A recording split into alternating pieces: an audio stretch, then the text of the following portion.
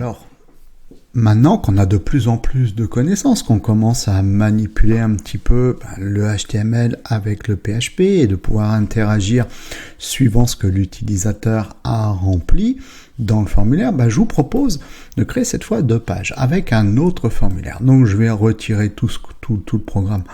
Hop, voilà, qu'on a créé ensemble. Voilà, donc là pour l'instant, il n'y a plus rien. Voilà, là ici, on n'a plus rien sur la page. Bon, on va faire un petit formulaire qui va demander à la personne d'entrer son pseudo. Donc là ici, on va mettre en place notre paire de balises forme.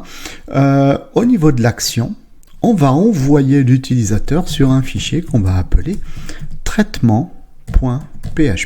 D'accord? On va aller tout de suite créer ce fichier. Donc on a dit traitement.php. Voilà qui est bon. Bon. Je reviens ici pour l'instant sur notre fichier index.php, c'est lui qui nous intéresse.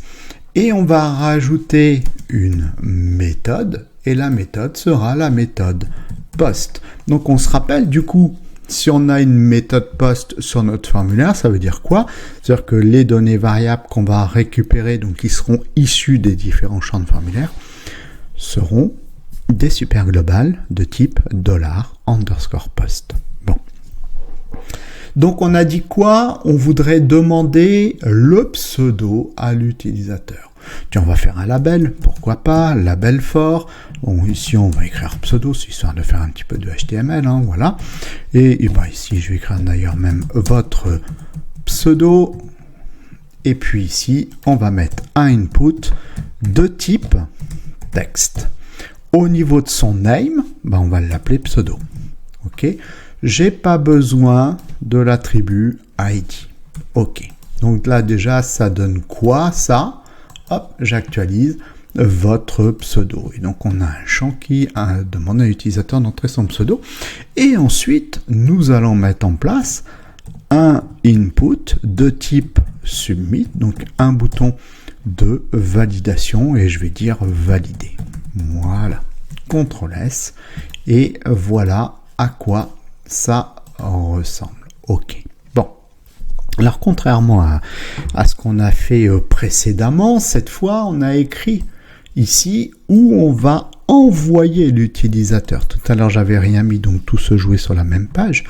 Or là, j'ai dit, non, quand l'utilisateur va valider le formulaire, on va se retrouver sur la page traitement.php qu'on a écrit là. Donc là, ici, si j'appuie là-dessus, on se retrouve bien sur la page traitement.php. Ok, alors l'idée pour nous, c'est de récupérer la valeur qui aura été rentrée ici dans le champ de formulaire pour pouvoir, sur la page traitement, dire bonjour, la valeur rentrée dans le champ de formulaire. Donc là, ici, en l'occurrence, c'était Toto.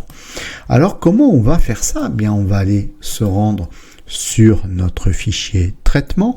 Alors, admettons qu'ici, pour X ou Y raison, je n'ai pas envie de mettre de HTML, mais que du PHP.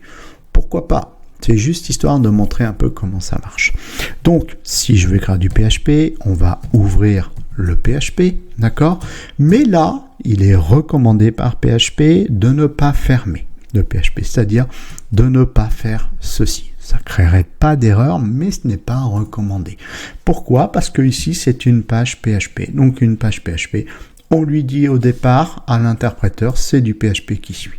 C'est tout. Bon, donc ça veut dire qu'on n'écrira que du PHP, d'accord? Bon.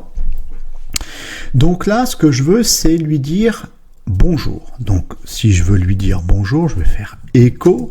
Vu que c'est une chaîne de caractères, on va mettre des cotes et je vais dire bonjour. Ok. Et attention, je n'oublie pas le point virgule pour dire que l'instruction est terminée. Donc là, ici, si je clique sur valider, j'arrive sur le fichier traitement et c'est bien écrit bonjour. Jusque-là, pas de problème. Maintenant, ce que je veux, c'est récupérer le contenu ici qui aura été rentré dans le champ qui a pour name pseudo.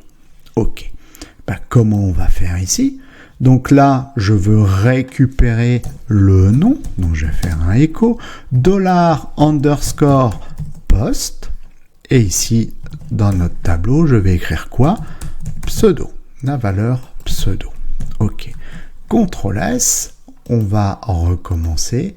Et là, il me dit bonjour Toto. Alors, vous remarquerez que là, ici, nous n'avons pas d'espace. Alors, ça aurait été quand même plus sympa d'avoir un espace entre bonjour et Toto. Sinon, ça ne devient pas très compréhensible. Alors, à ce moment-là, ce que l'on va faire ici, c'est de la concaténation. Donc là, ici, j'écris écho bonjour.